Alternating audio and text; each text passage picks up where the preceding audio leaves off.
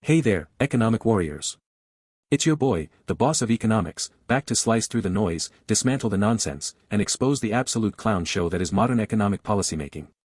Today, we're diving headfirst into the UK's economic dumpster fire, a toxic cocktail of government blunders, central bank dithering, and global chaos.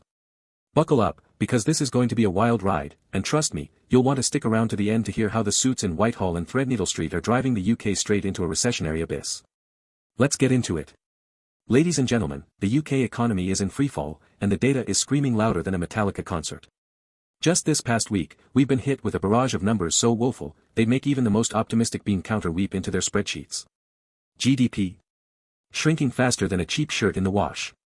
Employment. Crashing harder than a tech stock in a bear market. Inflation. Still sky high, and oil prices are spiking like it's 1973 all over again. And who do we have to thank for this glorious mess? None other than our friends in government and the Bank of England, who seem to think the solution to every problem is to either tax it to death or dither until it explodes. Let's break this down, layer by layer, from the surface-level chaos to the deep-rooted policy failures, all while throwing in the latest data and examples to show you just how bad things have gotten, and why the government's so-called management is pouring fuel on the fire. First up, let's talk about the headline numbers, because they're so bad, they're practically begging for a Netflix docuseries. According to the latest GDP data, the UK economy shrank in April 2025, marking the biggest monthly contraction in 1.5 years. Exports to the US. Down a record amount, thanks to Donald Trump's trade war and his latest round of tariffs. Meanwhile, consumer spending is slowing to a crawl, with the British Retail Consortium reporting retail sales growth at its weakest pace in 6 months. And the cherry on top? Employers are slashing jobs faster than a reality TV contestant cuts ties with their ex. Over 250,000 jobs have vanished since the Labour government decided it was a brilliant idea to slap businesses with a £26 billion payroll tax hike and jack up the minimum wage. Now, let's zoom in on inflation, because oh boy, it's a doozy. Headline inflation hit 3.4% in May 2025, the highest in over a year, and the Bank of England expects it to climb even further to 3.7% by September. Sure, they're calling it a temporary hump driven by energy prices, but let's be real. When has a government or central bank ever been right about something being temporary? Remember transitory inflation in 2021? Yeah, that lasted about as long as a politician's promise. And speaking of energy, let's not forget the fresh turmoil in the Middle East, where Israel's strike on Iran's nuclear program sent oil prices spiking 13% in a single day. Brent crude is now hovering around $95 a barrel, up from $75 just a month ago, according to Bloomberg data. For a net oil importer like the UK, that's a textbook recipe for imported inflation, and a big fat middle finger to households already struggling with energy bills. Now, let's peel back the layers and get to the juicy stuff, the root causes of this economic car crash. Spoiler alert, it's not just bad luck or global headwinds. No. This is a classic case of government mismanagement, aided and abetted by a central bank that's about as decisive as a toddler picking ice cream flavors. First up, let's talk about Chancellor Rachel Reeves' £26 billion payroll tax hike. Look, I get it, governments need revenue, especially when they've spent the past decade racking up debt like a shopaholic with a stolen credit card. But there's a right way and a wrong way to raise taxes, and this is the wrong way on steroids.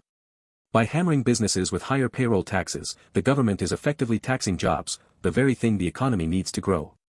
And don't even get me started on the minimum wage hike. Sure, it sounds nice to give workers a pay bump, but when businesses are already reeling from tariffs, inflation, and now higher taxes, what do you think they're going to do? Hint, it's not hire more people. The data backs this up.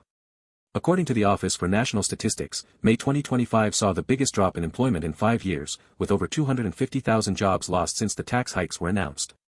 And it's not just the quantity of jobs, it's the quality. Pay growth is slowing, with private sector wage increases dropping to levels that are barely keeping up with inflation. In other words, workers are getting poorer in real terms, and businesses are cutting back on hiring to survive. This is Economics 101, folks. When you increase the cost of doing business, businesses do less of it. But apparently, Rachel Reeves missed that lecture. Next, let's turn our attention to the Bank of England, where Governor Andrew Bailey and his merry band of policymakers are proving once again that indecision is the mother of all disasters. The Monetary Policy Committee, MPC, is meeting this week, and guess what? They're expected to keep interest rates at 4.25%, even as the economy is screaming for relief. Why? Because they're terrified of inflation, which, as we've already established, is being driven by external factors like oil prices and government policy, not domestic demand. Here's the kicker, markets are now pricing in an 80% chance of a rate cut in August, up from 40% at the start of June, according to Bloomberg.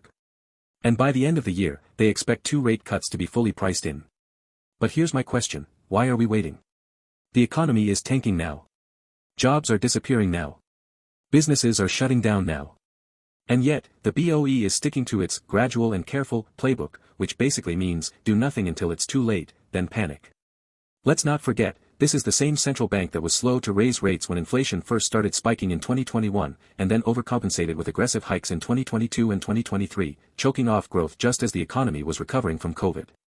Now, they're making the opposite mistake, keeping rates too high for too long, even as the economy is buckling under the weight of tax hikes and trade wars. It's like watching a doctor refuse to treat a dying patient because they're worried about side effects. Finally, let's talk about the global context, because the UK doesn't exist in a vacuum. Donald Trump's trade war is back with a vengeance, and his latest tariffs are hitting UK exports hard.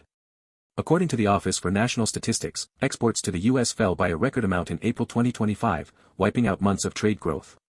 And it's not just the US, the Purchasing Managers' Index, PMI, is barely out of contractionary territory, signaling that global demand is weakening across the board.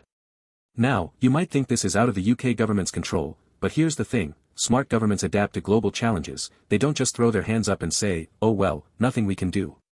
Instead of piling on more taxes and red tape, the government could be cutting trade barriers, incentivizing investment, and supporting exporters.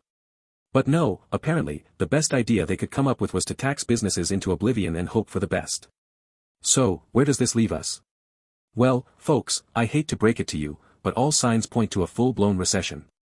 The GDP contraction, the job losses, the slowing consumer spending, it's a textbook setup for an economic downturn. And the worst part?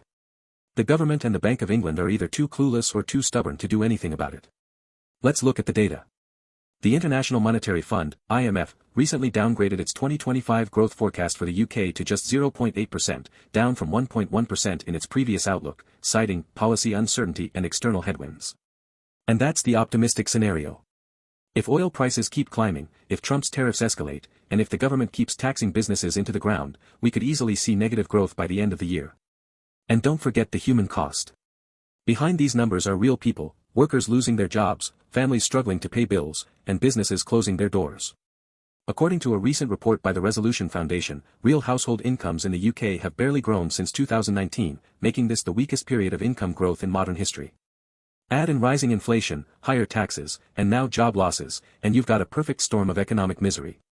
Here's the bottom line, folks, the UK's economic woes are not an accident. They're the predictable result of bad policy, bad decisions, and bad leadership. The government's tax hikes are killing jobs and growth. The Bank of England's indecision is strangling the economy. And the failure to adapt to global challenges is leaving the UK vulnerable to every shock that comes our way. So, what's the solution? First, the government needs to roll back these insane payroll tax hikes and focus on policies that actually encourage growth. Think tax cuts for small businesses, incentives for investment, and deregulation to make the UK a magnet for global capital. Second, the Bank of England needs to wake up and smell the recession. Cut rates now, not in August, not in December, now. And third, we need a serious strategy to deal with global headwinds, whether it's negotiating trade deals, diversifying exports, or building resilience against oil price shocks. But let's be real, none of this is going to happen as long as the clowns in charge keep doing what they're doing. So, my advice to you, the economic warriors out there, is this: protect yourself. Diversify your investments, hedge against inflation, and don't count on the government to save you, because trust me, they won't. And that's it for today's episode of Boss Economics World. If you're as fired up as I am about this economic clown show, smash that like button, subscribe for more no-nonsense breakdowns, and drop a comment below with your thoughts. Are we headed for a recession, or is there still hope? Until next time, stay sharp, stay skeptical, and keep fighting the good fight. This is the Boss of Economics, signing off.